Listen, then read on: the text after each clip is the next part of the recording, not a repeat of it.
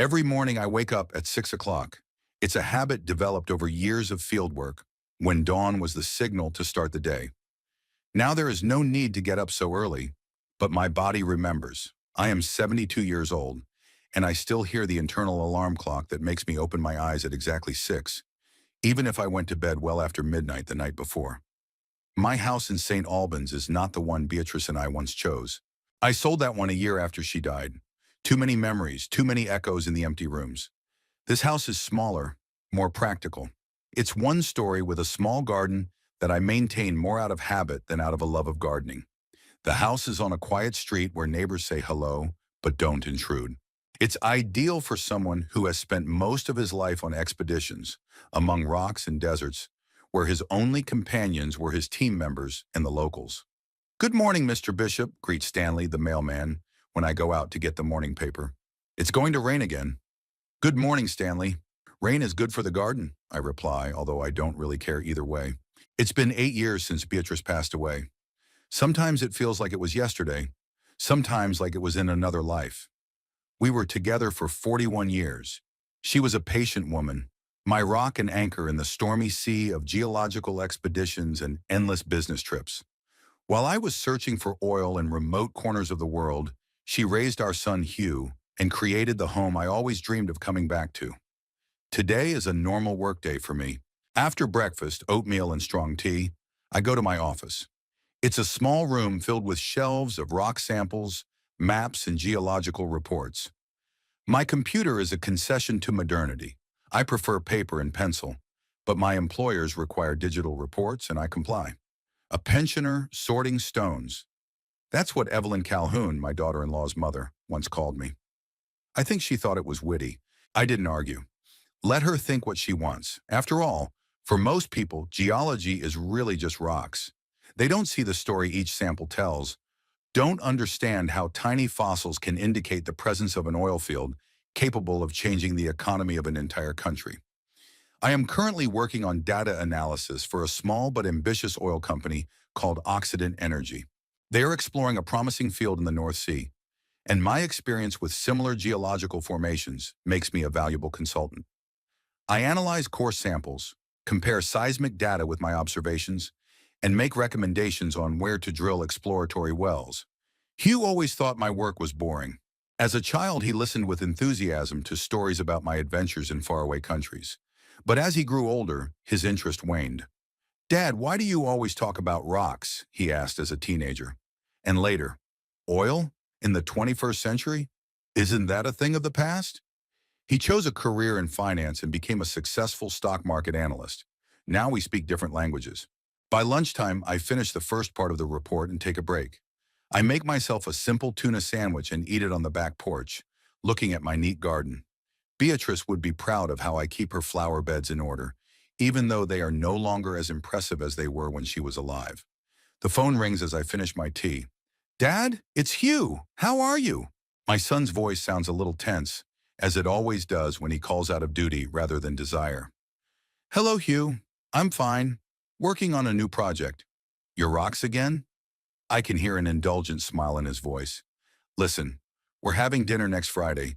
Violet got a promotion, so we're celebrating. Will you come?" I think for a moment. Our meetings with my son's family have become rare and tense since he married Violet Calhoun 4 years ago. She's the kind of person who judges others by the make of their car and the price of their watch.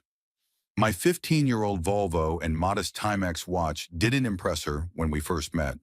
And when she found out I was a retired geologist, she lost interest in me altogether. "Of course I'll come," I reply after a pause. "Congratulate Violet for me." "Yes, okay. And Dad, maybe you could wear that blue suit? The one we bought for Christmas. The suit Hugh insisted I buy because my old one was just awful." The suit Violet approved of, albeit with the caveat that it's acceptable for a man his age. "Of course, Hugh. The blue suit." After the call, I go back to work, but my thoughts keep returning to the upcoming dinner. It will be a tense evening, like all our family gatherings. Violet and her mother Evelyn will exchange knowing glances whenever I say something. Hugh will be nervous, trying to please everyone at once. And I'll sit there, feeling like a stranger in my own son's family. I first noticed Violet's dislike at our first meeting, even before their wedding. Hugh brought her to the house where Beatrice and I lived. I had just returned from a long business trip to Kazakhstan and hadn't even had time to unpack all my things. "Dad, this is Violet," Hugh introduced her with such pride, as if he had brought home a rare diamond. She was beautiful. There was no denying it. Tall, slender, with impeccable posture and a professional smile. Her handshake was firm but cold. "It's very nice to meet you, Mr. Bishop. Hugh has told me so much about you." But her eyes, assessing my old sweater and worn jeans, the interior of the house, the books on the shelves, said something else. "So this is where you come from, Hugh. How did you manage to escape from this?"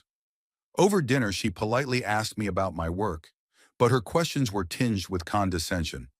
"Oh, how interesting. You can really tell if there's oil just by looking at a rock." Or, "And you've been doing this your whole life. Never wanted to try something more modern?" When I mentioned that I had just returned from Kazakhstan, she remarked, "My, moving around at your age. Hugh said you were retired." "Formally, yes," I replied, "but I work as a consultant." "How lovely," she said with a smile that didn't reach her eyes. "It's so important to have a hobby at your age." Hugh looked embarrassed but didn't defend me. I realized that for him, my work had also become something of a senile hobby, not worthy of serious consideration. At their wedding, I met Violet's mother, Evelyn Calhoun, for the first time. She was an elegant woman, similar to her daughter, but with more predatory features that years in plastic surgery had not been able to completely hide. She was polite but distant with me, as if I were a member of the service staff. "Wilfred, isn't it?" she asked, even though she knew my name perfectly well. "Hugh is such a successful young man. You must be very proud of him." "Very," I replied sincerely. "Yes, to rise from such circumstances and achieve such heights. It's impressive." Her glance, which slid over my suit, better but clearly not designer, suggested that she considered Hugh's success a miracle, given his background. Since then, our meetings have become rare and formal. Christmas, Thanksgiving, sometimes birthdays. Each time, Violet and her mother found a way to hint at my uselessness. "What do you do these days, Wilfred?" Or, "It must be so lonely sitting at home all day." I never explained that my consulting work was not only intellectually stimulating, but also quite lucrative. That the contract with Occidental Energy included a percentage of the profits if oil was successfully discovered, and that my investments over the years had provided me with a very comfortable existence. Why? I didn't feel the need to justify myself to people who measure a person's worth by the size of their bank account and the glamour of the title on their business card. The evening is coming to an end, and I finish working on the report. Tomorrow morning, I will send it to the company, and then I will wait for the drilling results. If my recommendations prove to be correct, this could be one of the most significant discoveries in the North Sea in the last decade. But only the company and a small circle of professionals will know about this. For my family, I will remain just an elderly man sorting stones out of boredom. Before going to bed, I look through an old photo album. One of the few items I took from my old home. Hugh at 5 years old with a big smile and a collection of treasures, bright stones that I brought him from an expedition. Hugh at 12, serious but proud, next to me in front of an oil rig during a rare visit to the field. Beatrice always beautiful, always patient, with that special smile she reserved just for me. "I wonder what you would say now, dear," I think, looking at her photo. Beatrice always knew how to smooth things over, to find a compromise. Maybe with her, Violet would have been different, or Hugh wouldn't have allowed himself to drift so far away. But there's no point in guessing. There is only what there is. A lonely old man in a quiet house, with a son who calls out of obligation and a daughter-in-law who can barely tolerate him. I close the album and put it on the shelf. Tomorrow is a new day. I have a job, and it's important, even if none of my loved ones understand that. I have never sought recognition or applause. My satisfaction comes from knowing that my experience and knowledge are still valuable, that I can still contribute to the field to which I have dedicated my life. As I lie down in bed, I think about the upcoming dinner on Friday. It will be another test, another opportunity to feel how far I have drifted from my son. But I will go, because he is my son, and whatever our relationship is now, I still remember the boy who looked up at me with adoration and collected rocks because his dad was a geologist. The dinner invitation had been sitting on the kitchen table for 3 days. A glossy card with gold embossing, more like an invitation to a corporate reception than a family celebration. In honor of Violet Bishop's promotion to Vice President of Marketing at Emerald Pharma, the elegant letters read. At the bottom in small print were the time and place, 8 o'clock Laurel Leaf Restaurant. I knew this restaurant, one of the most expensive in St. Albans, with a claim to sophistication and haute cuisine, a place where they serve tiny portions on huge plates and call it molecular gastronomy. Not my style, but Violet's choices never surprised me. The blue suit hung on a hanger, ironed and ready to go. I tried it on the day before to make sure it still fit properly.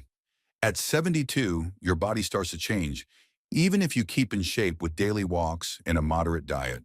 An hour before the appointed time, I took a shower, got dressed, and looked at myself in the mirror. My gray hair was neatly combed, my face, pockmarked with wrinkles from long years under the sun on expeditions, was clean shaven. Nothing about me gave away that I was a man whose recommendations could bring millions in profits to oil companies. I looked like a well-groomed older man, perhaps a former clerk or school teacher. Beatrice, what would you say now? I thought, as I often did before important events. She always knew how to find the right words of encouragement. You look great, dear, she might have said, and then she would have added something practical like, don't forget to take your heartburn pills. I know these trendy restaurants. The Laurel Leaf restaurant was located in a renovated historic building in the city center. It had once been a bank, and the architects had preserved the high ceilings and majestic columns, adding modern lighting and minimalist decor. I parked my old Volvo between a BMW and a Mercedes in the parking lot and headed for the entrance. Good evening, sir, a young man at the door greeted me. Which table are you here for? Bishop, private dinner, I replied, showing him my invitation. Ah, yes, of course. The other guests had already arrived. Let me show you in. He led me through the main dining room to a separate room in the back. The glass doors opened, and I saw them. Hugh, Violet, Evelyn, and a few other people I didn't know. Probably Violet's colleagues. Hugh was the first to notice me and stood up.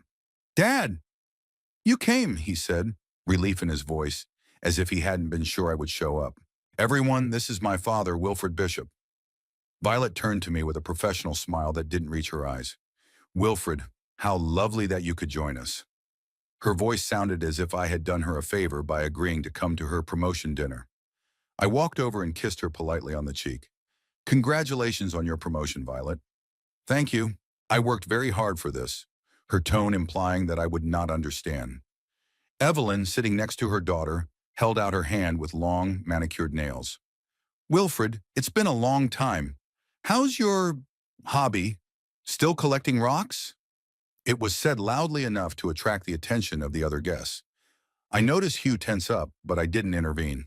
Work is going well, thank you, Evelyn, I replied calmly, without going into details. Hugh hastened to introduce me to the other guests, two couples, Violet's colleagues from the pharmaceutical company. They nodded politely and immediately lost interest in me as soon as they learned that I was a retired geologist. I was shown to a seat at the far end of the table, almost opposite Hugh, but far from the center where Violet sat, beaming in her moment of triumph. She was dressed in an elegant black dress with a pearl necklace, which I knew was a gift from Hugh on their 3rd anniversary.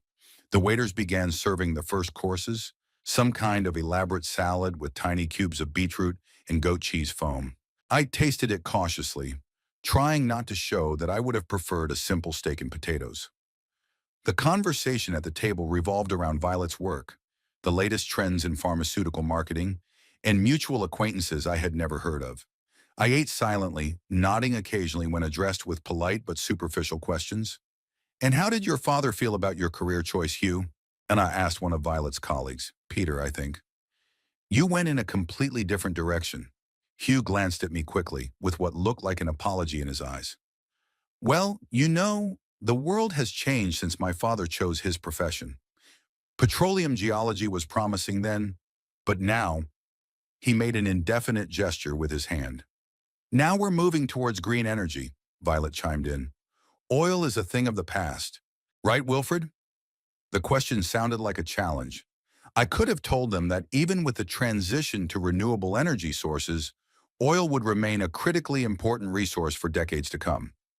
I could have explained that my research in recent years has included geothermal sources, but I knew they weren't interested in a real discussion. The world is always changing, I replied neutrally. But good science never goes out of style. Evelyn let out a short laugh. Science! Wilfred, you're such a romantic. I thought you just walked around with a hammer and tapped on rocks. Laughter rippled around the table. Even Hugh smiled, albeit stiffly.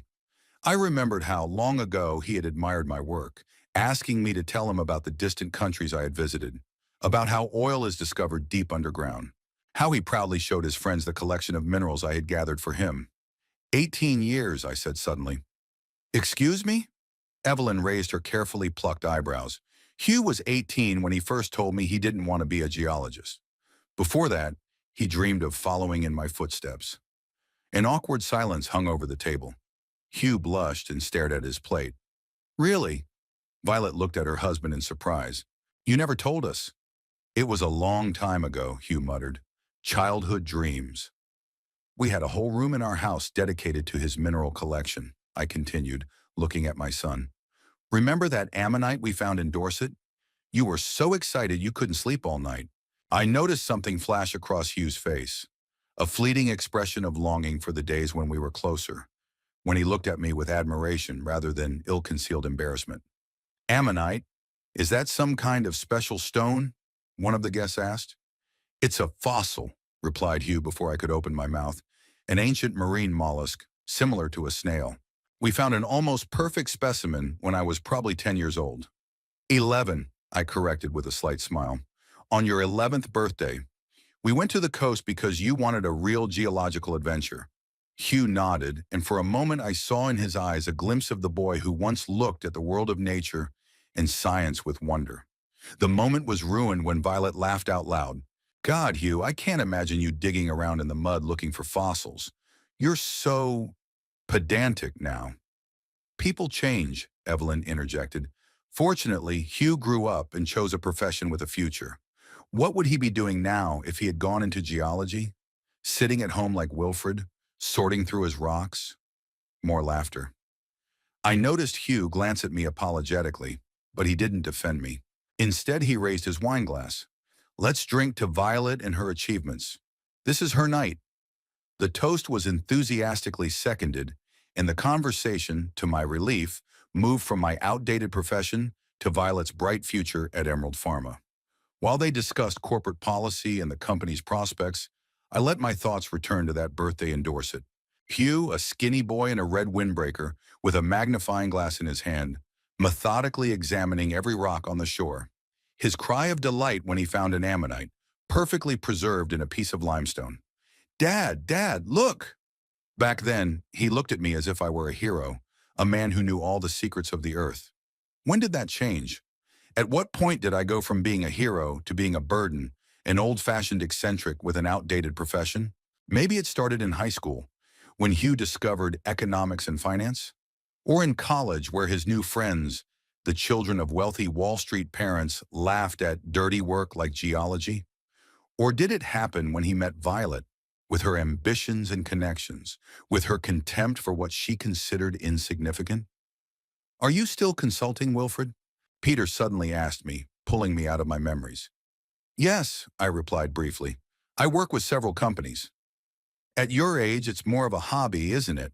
Evelyn interjected with the same condescending smile. Something to occupy your time. For some people, work is more than just a way to earn money, I replied, trying to remain calm.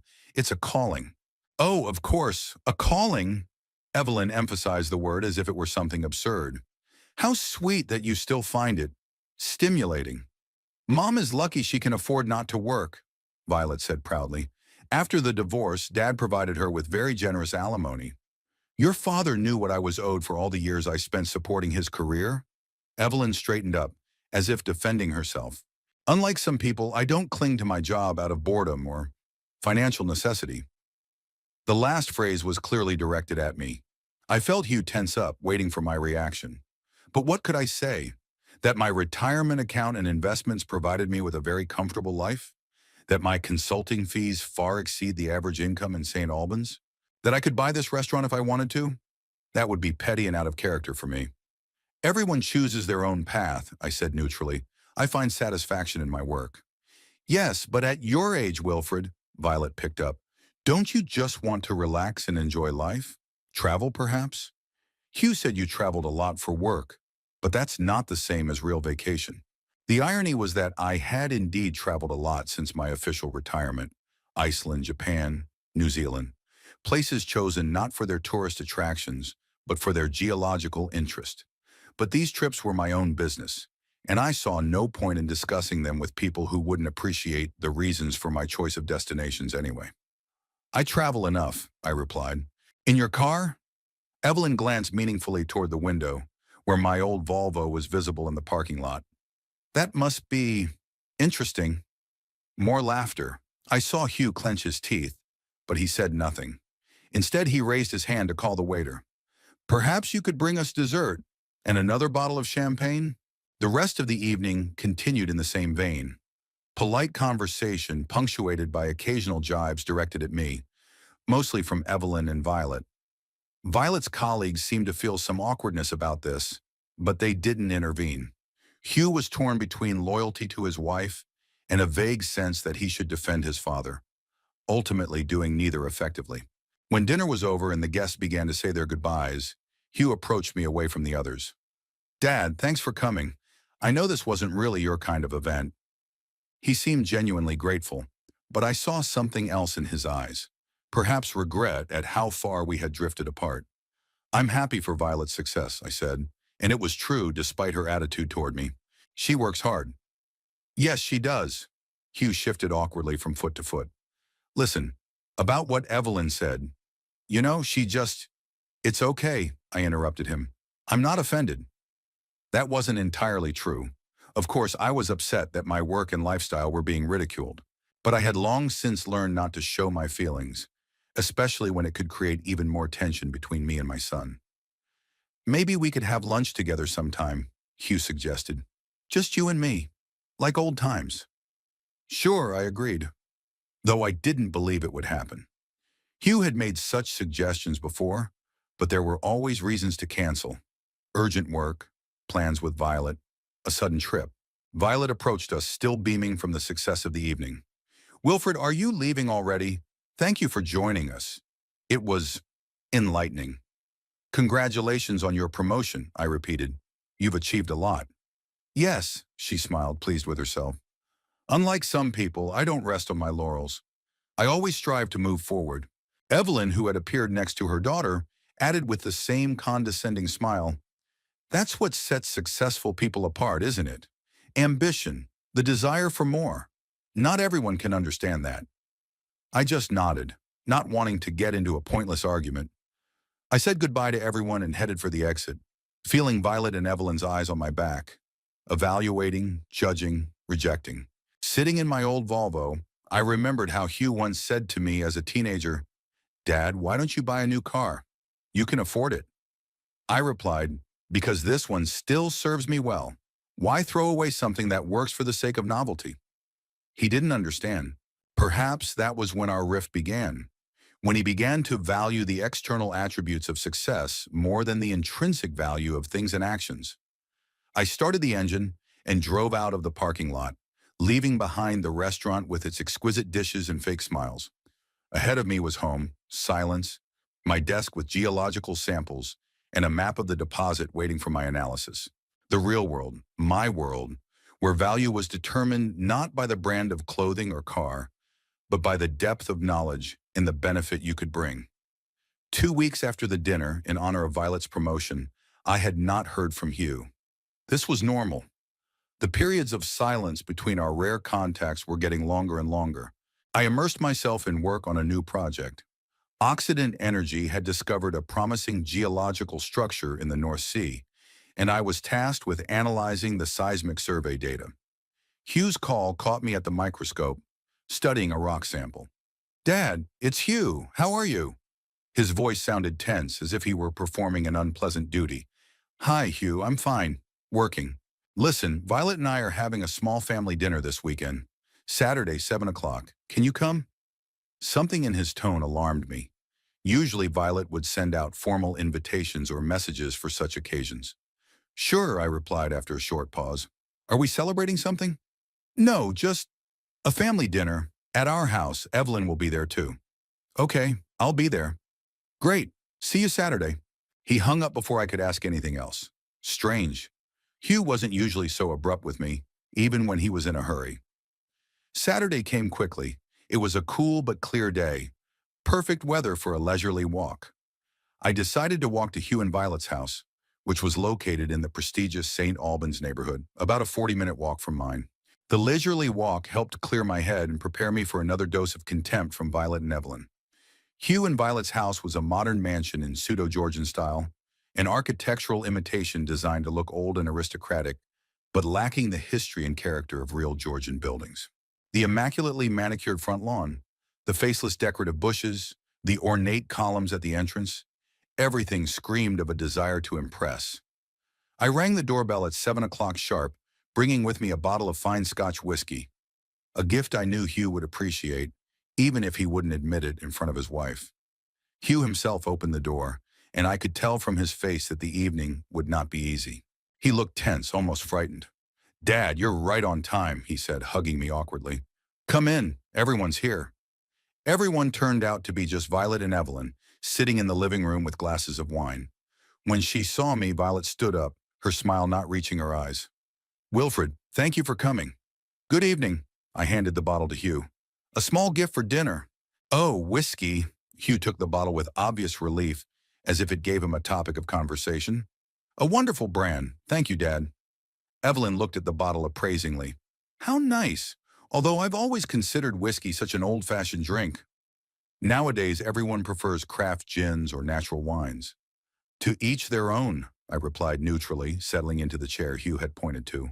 Violet returned to the sofa, sitting with her back perfectly straight, as if posing for a photograph. How are things, Wilfred? Still analyzing rocks? Yes, work is going well. I'm currently advising Occident Energy on a promising deposit in the North Sea. Advising, Evelyn said with a slight chuckle. That sounds so elegant. But in essence, they're just asking for your opinion, right? Without any obligation to follow it? I noticed Hugh nervously adjusting his tie. Actually, my recommendations are taken into account when making multi-million-dollar drilling decisions. Sure. Evelyn waved her hand with obvious skepticism. Hugh, dear, maybe it's time to serve dinner. Hugh nodded with obvious relief and disappeared into the kitchen. Violet got up to help him, leaving me alone with Evelyn. You know, Wilfred, she began, lowering her voice. I've always been amazed at how Hugh, growing up with such a modest example before his eyes, was able to achieve such heights. I'm proud of my son's success, I replied calmly. Oh, I'm sure you are. But haven't you ever thought that perhaps your lifestyle holds him back? That his association with you might negatively affect his career prospects? I looked at her, slightly puzzled. How could my modest lifestyle affect Hugh's career? Evelyn leaned closer, her voice becoming even quieter, almost conspiratorial. The world of finance in which Hugh operates and Violet's pharmaceutical business are worlds of connections, image, and reputation. People judge you not only by your achievements, but also by your surroundings. And forgive my bluntness, but an unemployed retiree who collects rocks is not exactly a suitable relative for a man of his ambitions. Before I could respond, Hugh and Violet returned, carrying plates of dinner, some elaborate dish with salmon and sauce, garnished with microgreens. We moved to the dining table, and for a while the conversation focused on food and wine. Dad, how's the salmon? Hugh asked. It's Violet's new recipe. Very tasty, I replied sincerely. Despite all her faults, Violet was indeed a good cook. I learned this recipe at a cooking class last month, she said proudly. £300 for a 2-hour class, but it was worth it. £300 for 2 hours. I couldn't hide my surprise. A quality education costs money, Wilfred. Evelyn joined the conversation. Not everyone is satisfied with the minimum.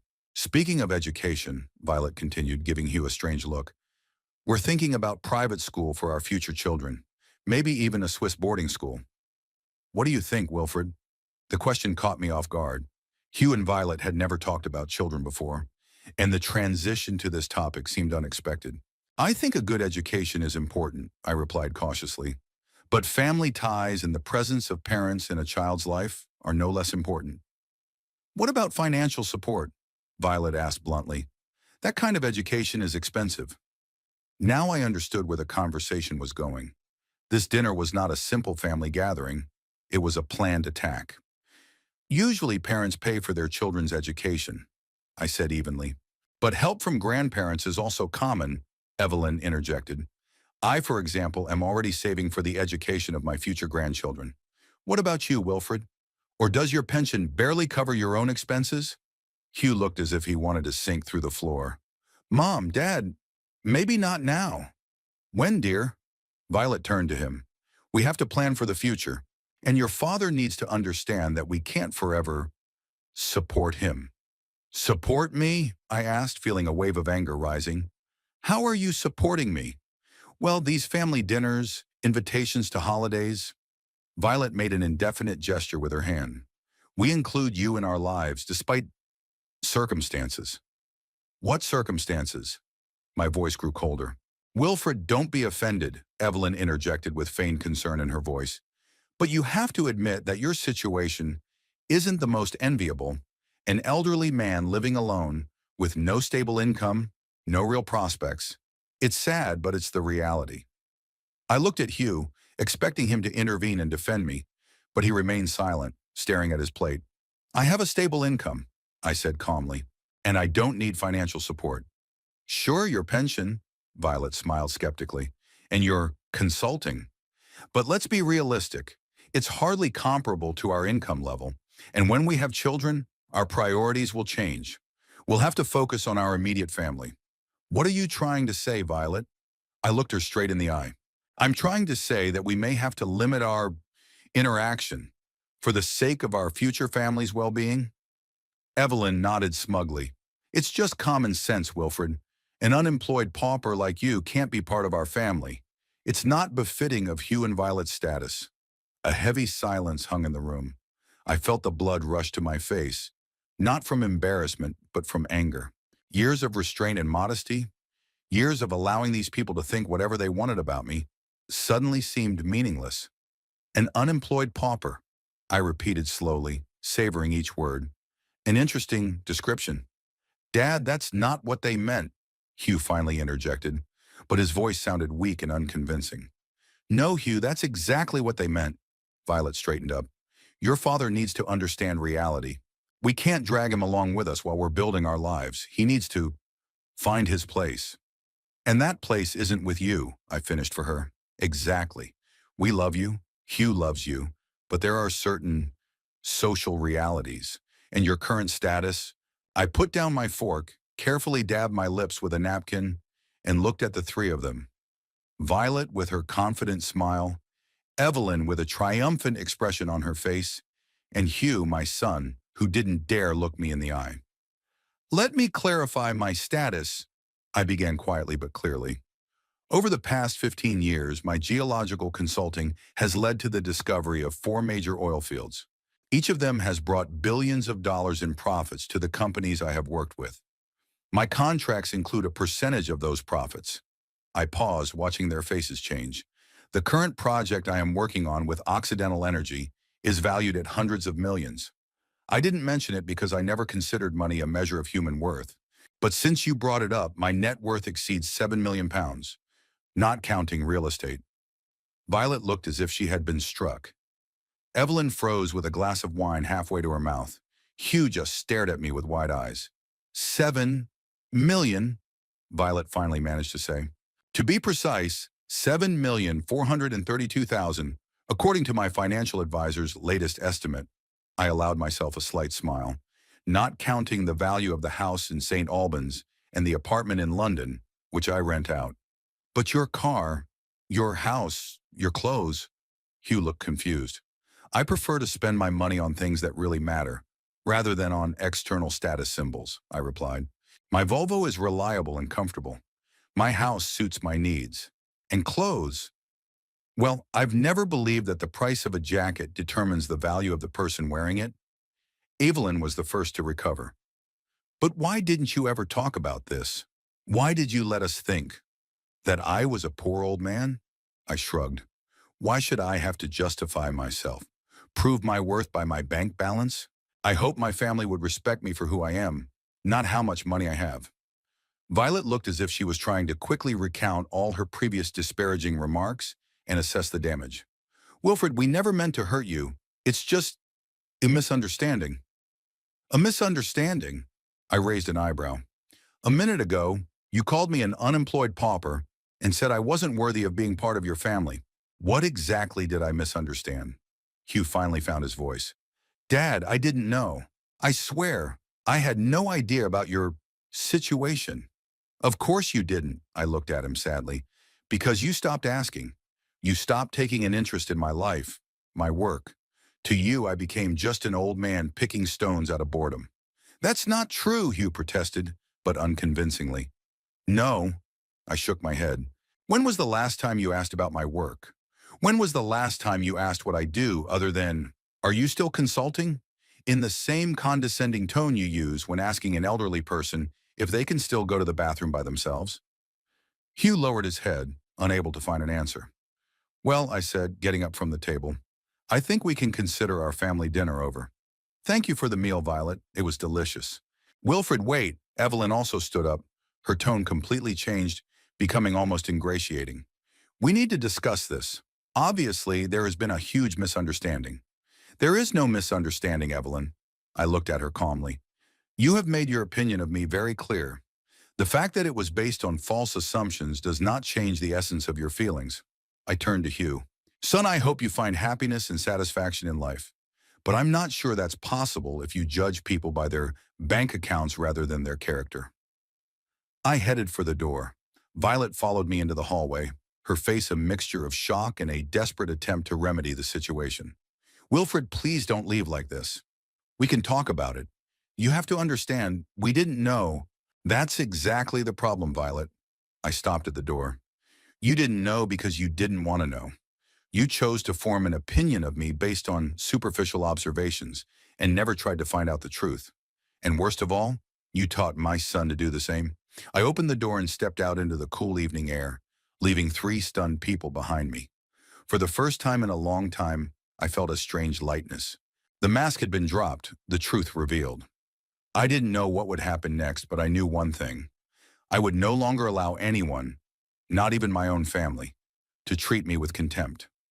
I greeted the morning after the family dinner with a cup of tea on the back porch of my house. Autumn had already taken hold. The maple leaves in the garden had turned orange and red, and the air had acquired a special clarity characteristic of October in St. Albans. I sat watching the leisurely dance of the falling leaves and reflected on the previous evening. For the first time in many years, I felt a strange sense of relief. The secrecy I had maintained about my finances and professional achievements had always seemed to me to be a sign of good taste. Boasting about success and wealth was not in my nature.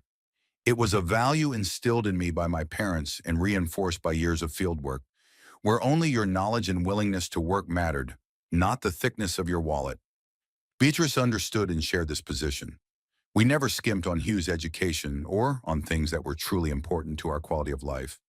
But we avoided ostentatious luxury and consumption for the sake of status. The true value of a thing is in its usefulness, not its price tag, she liked to say. When Beatrice fell ill, we spent a significant portion of our savings on the best specialists in experimental treatments. Money only made sense as a tool to preserve what was truly priceless, her life. But even the best doctors were powerless against the aggressive form of cancer. After her death, I became even more withdrawn. Financial well-being seemed almost indecent in the face of loss. Hugh was already an adult, building his own career in finance, and our conversations about work were becoming increasingly superficial. I listened to him talk about his deals and clients. He politely asked about my stones, but real dialogue had disappeared. A phone call interrupted my thoughts. Hugh's number on the screen was no surprise. After yesterday, a conversation was inevitable. Good morning, Hugh. Dad, his voice sounded uncertain. How are you? Fine, as always. Sitting on the porch, drinking tea, watching autumn. Listen, about yesterday. He paused, choosing his words. I wanted to apologize. What Violet and Evelyn said, it was unforgivable. But not unexpected, I remarked calmly. I should have stopped them. I should have protected you. Yes, you should have, I agreed, making no attempt to soften the truth. But you didn't. A heavy silence hung on the line. I didn't know about your financial situation, Hugh finally continued. Why didn't you ever tell me? Did you ask? I replied with a question. Have you ever been interested in anything other than the superficial details of my life in recent years? Silence again, then a quiet sigh. No, and that's my fault. I just thought I knew. I assumed you were living on a normal pension and that these consultations were just a way to occupy your time. Assumptions are dangerous, Hugh, especially when it comes to people close to you. I understand that now, he said sincerely. Dad, I'd like to make it up to you. How about dinner together sometime this week? Just you and me? I thought for a moment. Part of me wanted to agree, to give myself a chance to repair my relationship with my son. But another part remembered his silence at the dinner table yesterday, the years of gradual estrangement. Maybe, I replied, not wanting to make a firm promise. Give me some time to think about it, okay? Sure. His voice sounded disappointed, but he didn't insist. Just know that I'm truly sorry. After talking to Hugh, I went back to the house and got to work. Analyzing geological data always helped me clear my thoughts.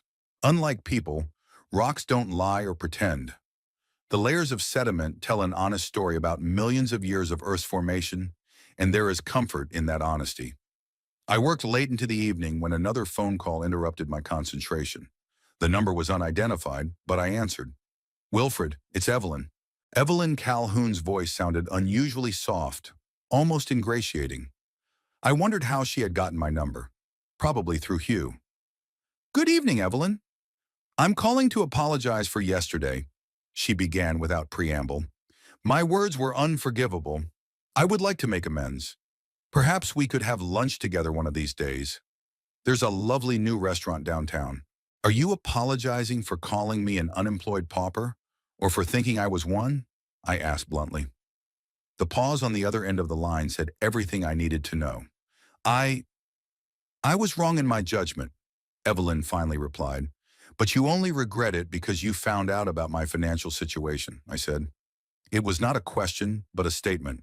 Wilfred, I understand your irritation, but we all jump to conclusions sometimes. I just want to make things right. Make what right, Evelyn? Your attitude toward me hasn't changed. Only your perception of my usefulness has. Yesterday, I was a burden on my son's family. Today, I'm a potentially valuable resource. But I'm still the same person. That's unfair, she said, a note of irritation creeping into her voice, breaking through the feigned gentleness. On the contrary, it's perfectly fair. Tell me, Evelyn, if yesterday I had confirmed your assumptions about my financial situation, would you have called today to apologize? The silence was an eloquent answer. I thought so. Thank you for calling, but I must decline your invitation. I hung up, feeling strangely tired. Not physically, but emotionally. The adrenaline rush from yesterday's confrontation had subsided, leaving behind a feeling of emptiness. Violet called the next day. Her approach was more subtle. No direct apologies, just regret about the misunderstanding. Wilfred, I think we all need to sit down and talk like adults, she said in her professional negotiator tone. Yesterday's incident was the result of a simple misunderstanding. A misunderstanding implies no malicious intent, Violet. In your case, the intent was obvious, to isolate me from my son's family. That's not true. We were just concerned about the future, about our family's financial well-being. And you decided that I was a threat to that well-being, I finished for her. You're misinterpreting everything. A note of irritation crept into her voice. I'm calling with an olive branch, Wilfred. For Hugh's sake, he's very upset. Hugh is a grown man, Violet. He made his choice when he sat silently and allowed you and your mother to insult me. He was in a difficult position. Between his wife and his father? Yes, it's difficult, but sometimes you have to make a choice, even a difficult one. So you refuse to reconcile? Now there was disbelief in her voice. She was probably not used to people refusing her. I'm not giving up on a relationship with my son if he sincerely wants it. But I'm not interested in a false reconciliation based on your sudden discovery that I might be worthy of being part of your family after all, now that you know about my bank account. After several more attempts, Violet finally gave up and ended the conversation with poorly concealed irritation. I put down the phone and returned to my report for Occident Energy, but I couldn't concentrate. The next 2 weeks passed in a strange limbo. Hugh called several more times, his tone becoming increasingly insistent. I didn't refuse to talk to him, but I didn't agree to meet him in person, feeling that I needed time to think through the whole situation. Violet sent a formal invitation to dinner on Friday, a glossy card almost identical to the one that had invited me to celebrate her promotion. This time, the embossed inscription read, "In honor of the family reunion." It seemed so fake, so typical of Violet, turning a family conflict into yet another excuse for a social event. I didn't respond to the invitation and stayed home on Friday evening, working on the final version of the report for Occident Energy. My recommendations could be decisive for an investment of over £100 million, and I felt responsible for every word in the document. On Saturday morning, while checking my mail, I found an envelope with a law firm's logo.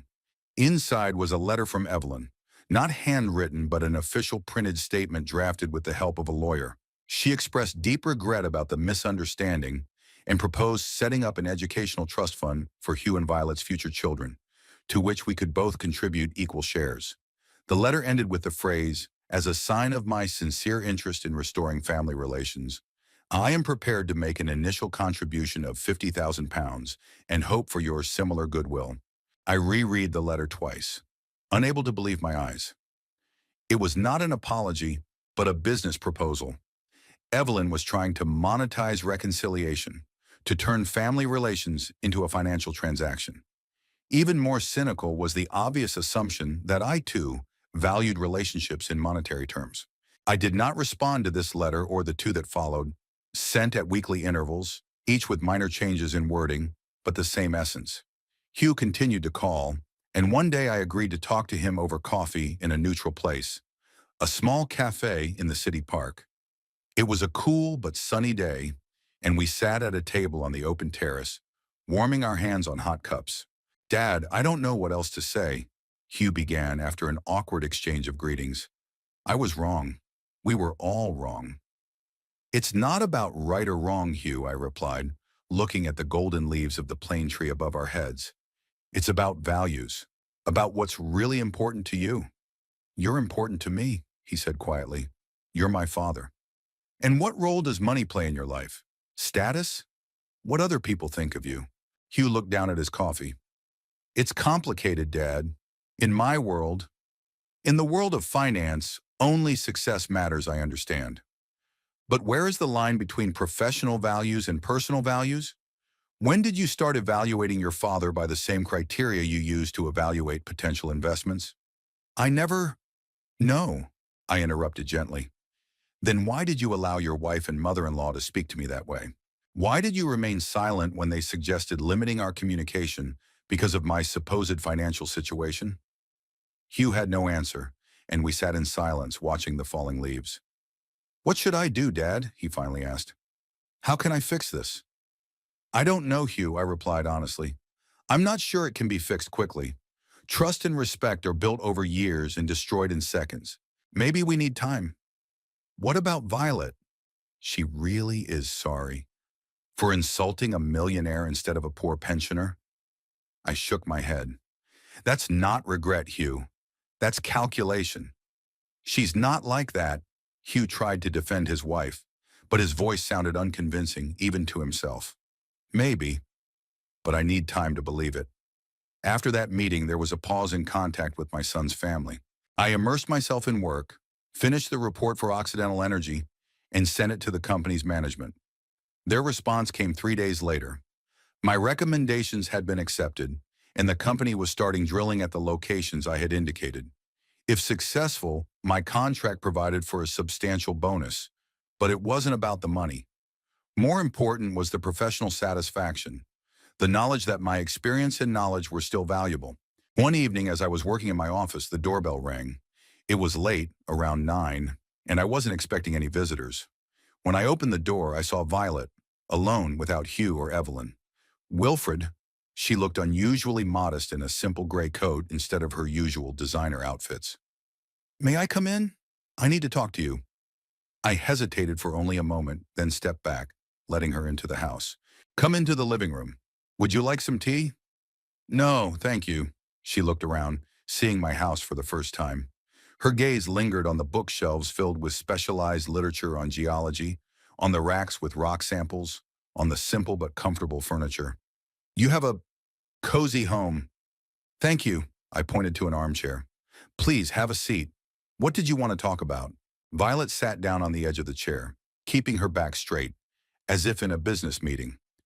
"I came to apologize," she began, choosing her words carefully, "not because of your money or your position, but because I was unfair to you as a person. I judged without knowing. I made assumptions based on superficial observations, and I hurt not only you, but Hugh as well." I watched her closely, trying to determine how sincere her words were. Violet was an experienced negotiator, skilled at speaking convincingly when necessary. "What made you change your mind?" I asked bluntly. "Hugh," she replied after a pause, "or rather, how all this has affected him. He's, he's unhappy, Wilfred, really unhappy. And that made me wonder what I was missing. Why is his relationship with you so important to him if you're just—" She stopped, but I finished for her. "Just an unemployed, penniless old man?" Violet flinched. "I deserved that. Yes, that's what I thought. But then I started to remember how Hugh used to talk about you before we got married, with such respect, almost reverence. And I thought, maybe there's something I'm not seeing, something beyond my own criteria for success." I remained silent, letting her continue. "And then I decided to find out more. I found your publications in scientific journals. I read about the projects you've been involved in. I talked to people in the oil industry, and I realized that you are one of the most respected specialists in your field, not just a consultant, but an expert whose opinion can change the fate of entire corporations." "And that changed your opinion of me?" I asked. "Not only that," she shook her head. "Rather, it made me realize how narrow my view of success was.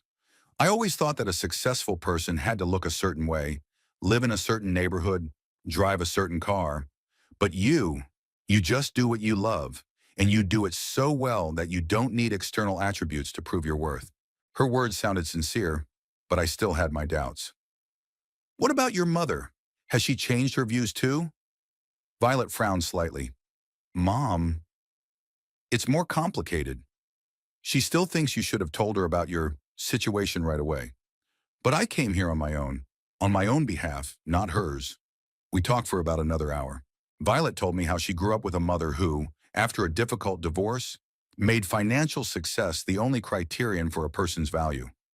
How her childhood was subordinated to this pursuit, the best schools, prestigious acquaintances, constant comparison with more successful peers. "That's not an excuse," she said at the end. "Just an explanation. I'm working on myself, Wilfred, and I want to fix what can be fixed." When she left, I made no promises, but I didn't slam the door shut either. Something about her visit touched me. Perhaps the vulnerability she allowed herself to show, or her sincere concern for Hugh. Left alone, I sat in my chair for a long time, thinking about the whole situation, about how we had gotten to this point. Years of silence and assumptions, unspoken words and growing alienation had led to an explosion that, strangely enough, could be the beginning of something more honest and open, or a final break. The future was unclear, but for the first time in a long time, I felt that it depended not only on others, but also on my own decisions. 3 weeks had passed since the unsuccessful family dinner. I immersed myself in work, trying not to think about what had happened. Geological reports, seismic survey data analysis, telephone consultations with technical specialists, all this helped me distract myself from thoughts of Hugh, Violet, and Evelyn. That morning, I received an email from the management of Occident Energy. Usually their messages concern current projects, requests for additional consultations, or financial reports. But this email was different. "Dear Mr. Bishop," wrote Daniel Harding, Chief Operating Officer, "I am pleased to report that preliminary drilling in the North Sea, conducted in accordance with your recommendations, has yielded promising results. Geophysical data confirms the presence of a significant oil field, potentially one of the largest discoveries in the British sector in the last decade. In this regard, I would like to invite you to visit the Northern Star drilling platform in person to assess the situation on site and consult on the further development strategy. We understand that traveling to an offshore platform at the age of 72 may be burdensome, but your experience and expertise would be invaluable at this critical stage of the project. The expedition is scheduled for November 21st, with an estimated stay on the platform of up to 2 weeks. A helicopter will take you directly from the helipad in Aberdeen. All expenses will, of course, be covered by the company, including premium accommodation in Aberdeen before and after your visit to the platform. Please let us know your decision as soon as possible. Sincerely, Daniel Harding. I reread the letter twice, feeling a familiar excitement welling up inside me. At my age, invitations to fieldwork, especially on offshore platforms, are rare. Most consultants my age are limited to office work, data analysis, and report writing. But the opportunity to see the results of my recommendations with my own eyes and to participate directly in the evaluation of the field was an offer that was difficult to refuse. I postponed my decision until the evening, wanting to think everything through carefully. A visit to a drilling platform required good physical fitness. Sea conditions can be harsh, especially in the North Sea in November. But I always kept myself in shape, continued my daily walks, and swam in the local pool from time to time. Besides, my last medical examination had not revealed any serious problems. By evening, I had made my decision. This was an opportunity not only to apply my professional skills in the field, but also to escape the atmosphere of St. Albans, where every corner reminded me of a recent family conflict. I wrote to Harding, accepting the invitation, and suggested we meet before the trip to discuss the details. I spent the next few days preparing, reviewing the latest data on the field, updating my knowledge of modern offshore drilling methods, and compiling a list of questions that would need to be clarified on site. The work completely absorbed me, and I almost forgot about my family problems. Hugh's call came on Saturday morning as I was sorting through the technical literature I planned to take with me. "Dad, it's Hugh. I was wondering if we could meet today. To talk." His voice sounded uncertain, as if he expected to be refused. "Actually, I'm pretty busy today," I replied, looking at the documents spread out on the table. "I'm getting ready for a trip." "A trip?" The surprise in his voice was obvious. "Are you going somewhere?" "Yes, to a drilling platform in the North Sea. The company I work for has discovered a large deposit and invited me to consult on site." "To an oil rig? In your... I mean, those are pretty harsh conditions, aren't they?" "I'm in good shape, Hugh," I said dryly. "I'm perfectly capable of spending a couple of weeks on a rig." "That's not what I meant," he hastened to explain. "I was just surprised. It sounds impressive. When are you leaving?" "November 21st. First to Aberdeen, then by helicopter to the platform." "That's in 2 weeks," he said, a note of alarm in his voice. "And for how long?" "Approximately 2 weeks, give or take a few days, depending on weather conditions and the results of the assessment." There was a pause, then Hugh asked, "Can I stop by your place today?" "Just for a little while. I'd like to talk before you leave." I hesitated. Part of me wanted to refuse, citing my busy schedule, but something, perhaps simple human curiosity, made me agree. "Okay," I said finally. "You can come by after lunch around 3. "Thanks, Dad. I'll be there." I went back to work, but my thoughts kept returning to Hugh's upcoming visit. What did he want to say? Another apology? An attempt to return to our former relationship after learning about my financial situation? A sincere desire for reconciliation, or simply a desire to save face in front of his wife and mother-in-law? In recent weeks, he had called several times, short, superficial conversations, mostly about the weather and work. Neither Violet nor Evelyn were mentioned, as if they did not exist. A typical English way of avoiding uncomfortable topics. Hugh arrived at 3 o'clock sharp, with the punctuality I had instilled in him as a child. I watched from the window as he parked his Audi next to my old Volvo. The contrast between the shiny new sedan and my battered but reliable car seemed symbolic. He rang the doorbell, even though he still had a key to my house. Another sign of the distance that had grown between us. "Hi, Dad." Hugh stood on the doorstep with a small paper bag in his hands. "I brought something for tea." I let him in. Hugh looked a little uncertain, glancing around as if he hadn't been here in a long time, which was true. His last visit was over a year ago, on my birthday, and it had been brief and formal. "Come into the kitchen," I said. "I was just about to make tea." My notes and a stack of printouts with geological profiles were lying on the kitchen table. Hugh glanced at them curiously while I put the kettle on. "Is that for your trip?" he asked, pointing to the papers. "Yes, I'm studying the latest data on the deposit. I want to be as prepared as possible." "Impressive," he said, taking a box of pastries out of the bag. "Remember that bakery on High Street? You always bought eclairs there on Sundays." I nodded, surprised that he remembered that detail from our family life. Beatrice loved their chocolate glaze. She said no other bakery made it as well. We sat down at the table with tea and pastries. Hugh seemed nervous, constantly fixing his hair, a gesture I had known since his childhood, a sign of inner tension. "So," I began after a few minutes of awkward silence, "you wanted to talk." Hugh took a deep breath, as if before jumping into cold water. "Yes, first, I wanted to apologize again for what happened at that dinner and for everything that came before it, for letting Violet and Evelyn talk to you that way, for starting to see you as not who you really are." I listened silently, not rushing to accept the apology I had already heard over the phone.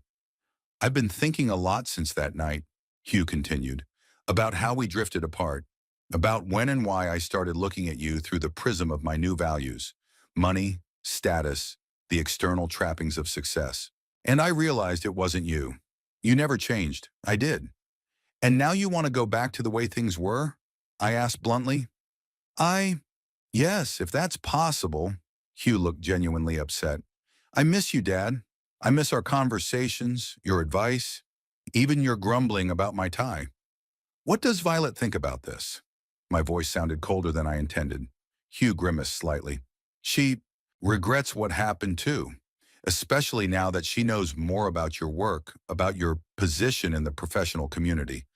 Oh, now that she knows I'm not just an unemployed pauper, but a man of means, she regrets it." I didn't hide the irony in my voice. "How convenient." "Dad, that's not fair. Violet really has reconsidered her attitude. After she found out about my bank account," I remarked. "An interesting coincidence, don't you think?" Hugh looked hurt. "It's not just about money. She realized she was wrong in her judgment of you, of your work." "And what changed her mind, Hugh?" "My work hasn't changed. I haven't done anything different. The only thing that has changed is her knowledge of my financial situation." Hugh was silent, unable to find convincing arguments. Finally, he asked, "What about me, Dad? I'm also to blame for all this, even more than Violet. I'm your son. I should have known better. I should have protected you." "Yes, you should have," I agreed. "But you didn't. And now you can't forgive me?" There was pain in his voice. I looked at my son, trying to see in this successful businessman the boy who once proudly showed his friends his collection of stones, like Dad's.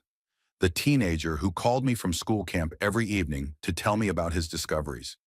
The young man who consulted with me about choosing a university and a career. "It's not about forgiveness, Hugh," I finally said. "The thing is, I'm no longer sure that we share the same values, that we see the world in the same way. For you and Violet, status, the external trappings of success, and the opinion of a certain circle of people are important. For me, knowledge, experience, and the opportunity to use my skills to create something meaningful are important." "But aren't those mutually exclusive things?" Hugh asked. "Can't you value both?" "Theoretically, yes. But in practice, your actions show that you've chosen Violet and Evelyn's side. You allowed them to humiliate me because deep down you agreed with their assessment." "That's not true," Hugh protested. "I just didn't know how to react. I was in a difficult position. Between your wife and your father?" I raised an eyebrow.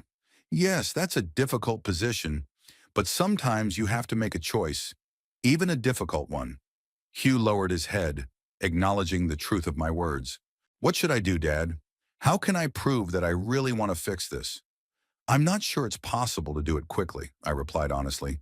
"Trust and respect take years to build and seconds to destroy. Maybe we need time and distance to rethink our relationship." "Distance?" Hugh looked worried. "You mean stop communicating?" "I mean that after I return from the platform, I'll need to think about how to build my life going forward. Maybe St. Albans is no longer the place I want to live. You want to move? Hugh looked shocked. Where to? I have an apartment in London that I'm renting out, or maybe I'll decide to return to more active fieldwork.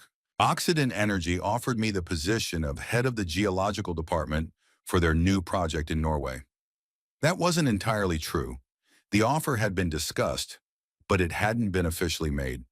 However, I wanted Hugh to understand that I had options and was not tied to this place and dependent on his attention. But that's so far away, Hugh muttered. And at my age, many people are just beginning to truly live, I remarked dryly. They free themselves from the obligations that kept them in one place. They find new interests, new horizons. We talked for about another hour. Hugh tried to convince me that he really wanted to rebuild our relationship, that he realized his mistakes, that he was ready to change. I listened, but remained reserved. Too much had been said over that dinner. True feelings and values had become too clear. As Hugh was about to leave, he suddenly asked, "Can I come to Aberdeen to see you off before you fly to the platform?" I was surprised by the offer. Why? You have work, obligations. I can take a day off, he shrugged, and I just want to be there, to try to fix something. I saw genuine concern in his eyes, but also a hint of calculation. Perhaps he hoped that my attitude would soften before the long and potentially dangerous expedition. I think that's unnecessary, I said firmly. I'm perfectly capable of getting to Aberdeen and boarding the helicopter myself. Besides, the company is providing an escort. The disappointment on his face was obvious, but he didn't insist. All right, but you'll keep me posted? Call when you can? Maybe, I replied evasively. Communication is limited on the platform, and I'll have a lot of work to do. When Hugh left, I returned to my papers, but my thoughts kept returning to our conversation. Was his remorse sincere, or was it just a reaction to his changed perception of my financial situation?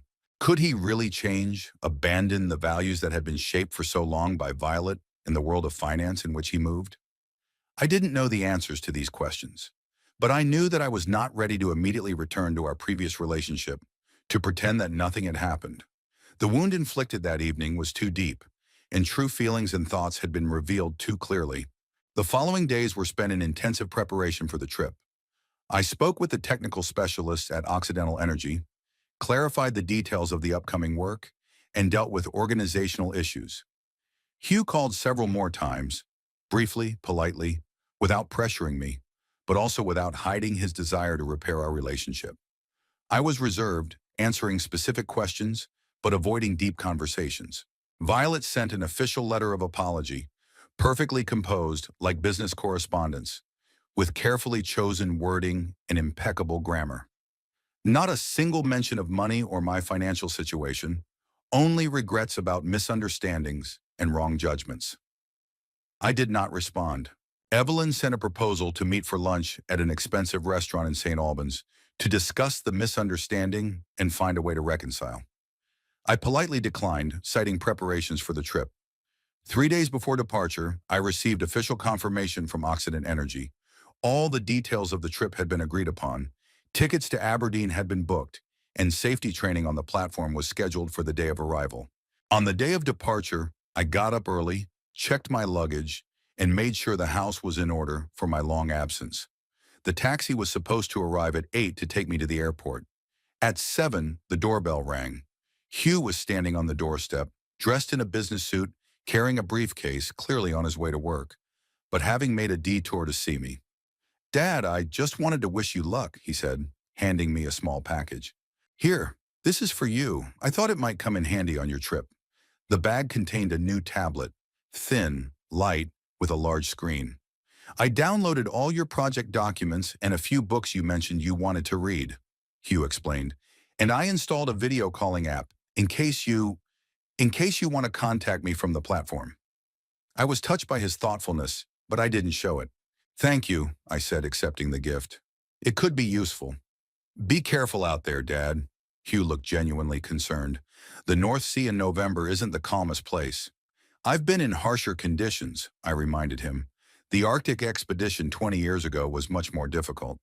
"Yes, but then you were 52, not 72, Hugh remarked quietly. "Age is just a number, son. I called him that for the first time since our argument. What matters is how capable you feel of doing your job. Hugh nodded without arguing. Just, let me know when you get to Aberdeen, okay? And when you're on the platform. Okay, I agreed. Now you need to get to work and I need to finish packing. When he left, I looked at the tablet. The gesture was thoughtful.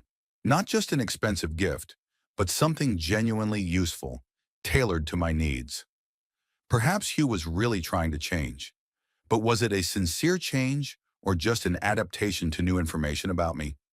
In any case, I had important work ahead of me, evaluating a field that could be one of the biggest discoveries in the British sector of the North Sea, a professional challenge, an opportunity to apply all my knowledge and experience, to prove, first and foremost to myself, that at 72 I could be just as useful and in demand as I was at 42. My family problems could wait until I returned, or perhaps they would resolve themselves with the passage of time and distance. The taxi arrived at 8 o'clock sharp, and I took one last look at my quiet house before getting into the car and heading for the airport, for a new project, for a new chapter in my professional life, a chapter that might also open up new prospects in my personal life, although not necessarily related to reconciliation with my son's family. Aberdeen greeted me with rain and a piercing wind from the sea, typical Scottish weather for November. The hotel booked by Occidental Energy was located near the port, an old gray granite building, completely modernized inside to meet contemporary standards of comfort. The first 2 days were spent in intensive preparatory meetings with technical specialists and safety briefings. The rules for staying on an oil platform had become stricter since I last worked at sea, almost 10 years ago. Now it was necessary not only to undergo a medical examination, but also to complete several practical exercises, including evacuation in a special wetsuit. The instructor, a young man in his 30s, looked at me with some skepticism when I entered the training center. Mr. Bishop? He checked the list. 72 years old? That's right, I nodded, already anticipating the conversation that would follow. Sir, I must warn you that conditions on the platform are quite harsh. Constant vibration, noise, possible rocking in bad weather. I've spent more time in the field than you've been alive, young man. I interrupted him politely but firmly. And yes, I know what an offshore platform is. My first job in the North Sea was in 1976. The instructor looked embarrassed. I'm sorry, sir. It's just that we rarely meet consultants with your experience. I understand. So shall we proceed with the briefing? To my satisfaction, I passed all the tests flawlessly. Years of discipline and physical fitness had not been in vain. I easily put on the bulky wetsuit, performed all the required maneuvers, and even earned an approving nod from the instructor. During these preparations, I received regular messages from Hugh.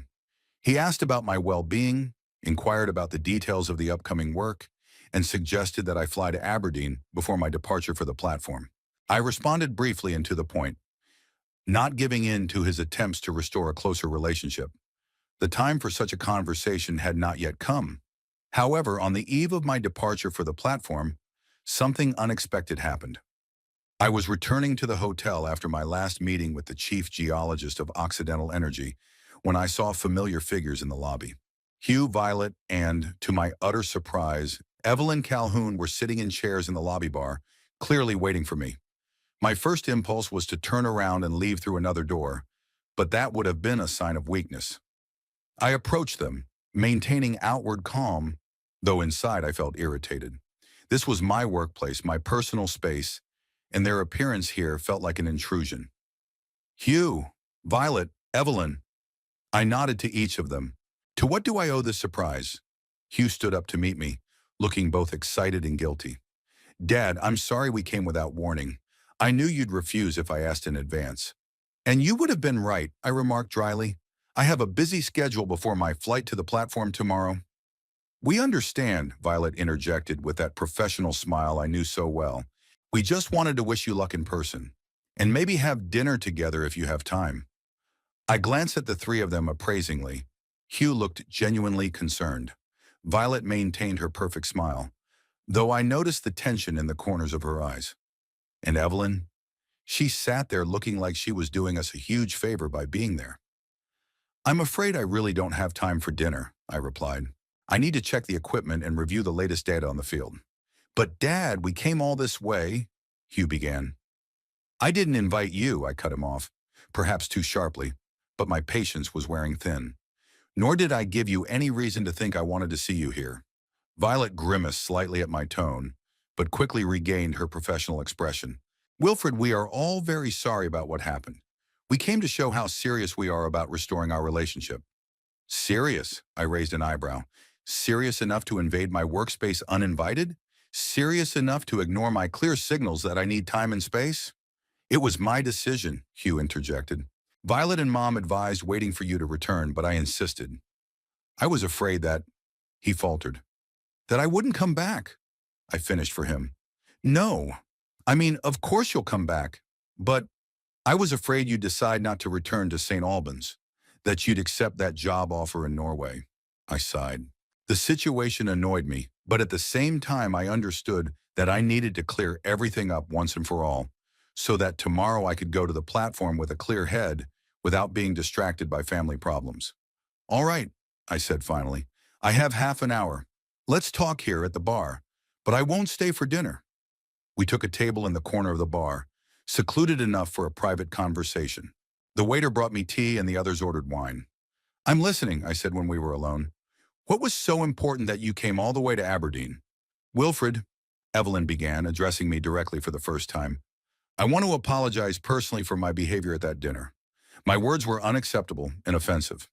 They were, I agreed. But it's not so much the words, Evelyn, as the intentions behind them. You wanted to isolate me from my son's family because of your perception of my financial situation. And that intention hasn't changed. Only your perception of my usefulness to you and Violet has changed. Evelyn looked as if she was about to protest, but Violet put her hand on her wrist, stopping her. You're right, Wilfred, Violet said quietly. We judged you by superficial criteria. And when we learned the truth, it changed our attitude, which shows how shallow and materialistic our judgments were. Her admission was unexpected, and for a moment I was speechless.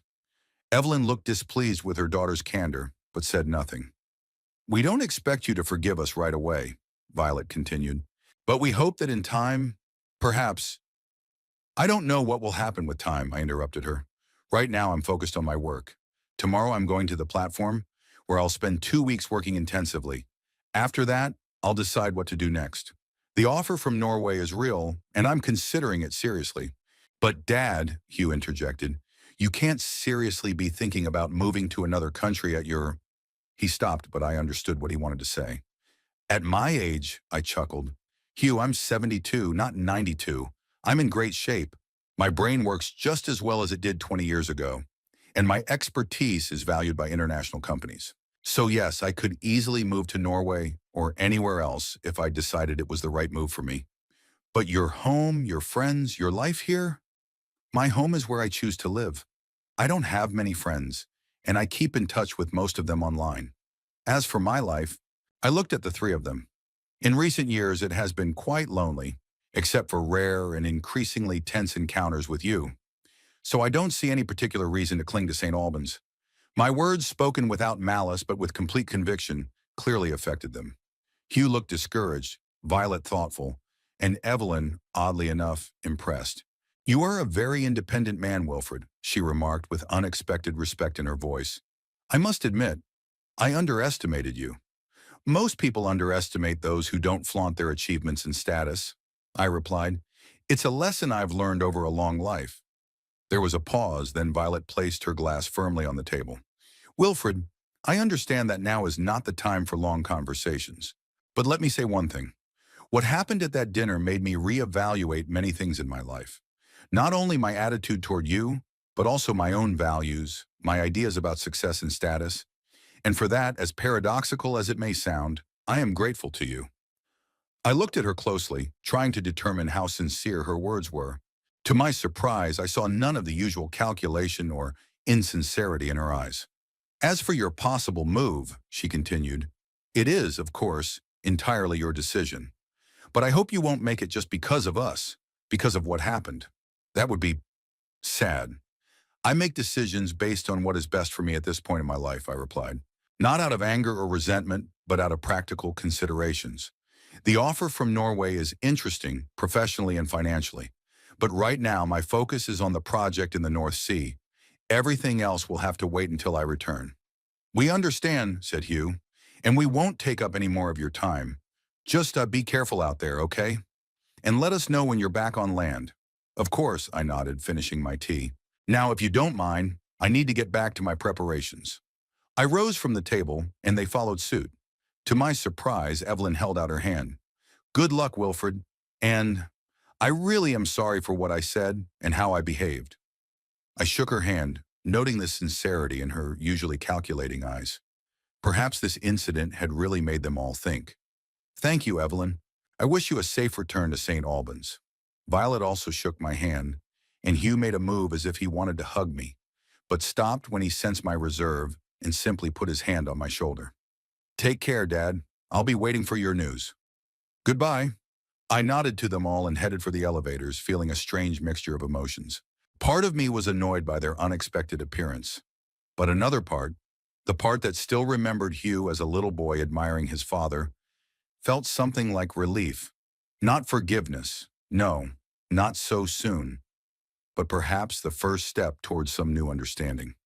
Back in my room, I pushed those thoughts aside and focused on the work ahead.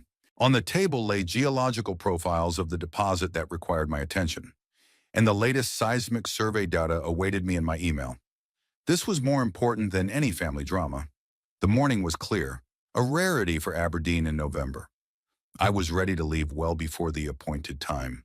I gathered the necessary equipment, checked my new tablet, a gift from Hugh, and made sure that all the necessary documents and data were loaded. A representative of the company was waiting for me in the hotel lobby, a young geologist named Alex, who was to accompany me to the helipad. Good morning, Mr. Bishop. He greeted me with obvious respect. It is a great honor for me to work with you. I studied your publications on the stratigraphy of Jurassic deposits in the North Sea back in university. Good morning, Alex, I smiled. It's always nice to meet a young professional who is interested in your work. I hope they were useful. More than that, your method of identifying potential oil traps using microfaunal markers was groundbreaking for its time. On the way to the helipad, we discussed the latest data on the field. Alex was well prepared and asked intelligent questions, which further enhanced my positive mood. Working with young, interested specialists has always been particularly rewarding. A helicopter was waiting for us at the site, a modern Sikorsky S-76, specially equipped for flying over the sea. We went through a brief safety briefing, received life jackets and helmets with headsets for communication. The flight time is about 2 hours, the pilot said. The weather is good, but there may be turbulence over the sea. I nodded as I strapped myself into my seat. In my career, I have flown everything from old military helicopters in South America to primitive propeller planes in Africa. The modern Sikorsky seemed like the height of comfort compared to them. As the helicopter lifted off and headed east toward the North Sea, I took one last look at the coastline and the city of Aberdeen spread out below. Somewhere out there, Hugh, Violet, and Evelyn were probably getting ready to return to St. Albans. I didn't know if I would see them again after returning from the platform, and strangely, that thought no longer caused me acute pain or anger. Only a calm acceptance that life changes, relationships evolve, and the only thing we can control is our own decisions and reactions. The coastline disappeared over the horizon, and now only the sea stretched out below us, gray-green, with white waves. Ahead of us lay work, important and interesting. The Northern Star platform was visible from afar, an imposing steel structure rising from the waves with a drilling rig and living quarters. A home for nearly 200 people for the coming weeks or months, and my home for the next 2 weeks. The helicopter began its descent to the landing pad on the platform's upper deck. I felt a familiar excitement, the same I had felt at the start of every new expedition throughout my long career. The excitement of discovery, the opportunity to apply my knowledge to solve real problems, to find what lies hidden deep underground, or in this case, under the seabed. Family problems, misunderstandings, resentments, all of this seems so insignificant compared to the grandeur of geological time, the millions of years it took to form the oil fields we were now searching for. On this scale, Our human dramas were fleeting, barely noticeable. When the landing gear touched down on the landing pad, I was already completely focused on the work ahead. Whatever happened to my family relationships, whatever decisions I made upon my return, only one thing mattered now: evaluating the deposit, determining its potential, planning a development strategy. I stepped out of the helicopter, keeping my back straight despite my 72 years and the long flight. The platform manager, a tall Norwegian named Lars, met us at the entrance to the living quarters. "Mr. Bishop, welcome to Northern Star," he said, shaking my hand firmly. "We have all been eagerly awaiting your arrival. The geological team has already prepared all the data for your analysis." "Thank you, Mr. Larson. I'm ready to get started right away." And it was true. I was ready, professionally and emotionally, ready to dive into work that had always given me satisfaction and purpose, ready to prove that experience and knowledge have no age limits, and perhaps ready for a new chapter in my life, regardless of where it would take me, back to St. Albans, to Norway, or somewhere else where my skills and experience would be valued for their merit rather than for my appearance or bank account. The heavy door of the living module closed behind me, cutting off the noise of the helicopter and the howling of the sea wind. Ahead of me lay 2 weeks of intense work, new challenges, and new discoveries. What happens next, only time will tell.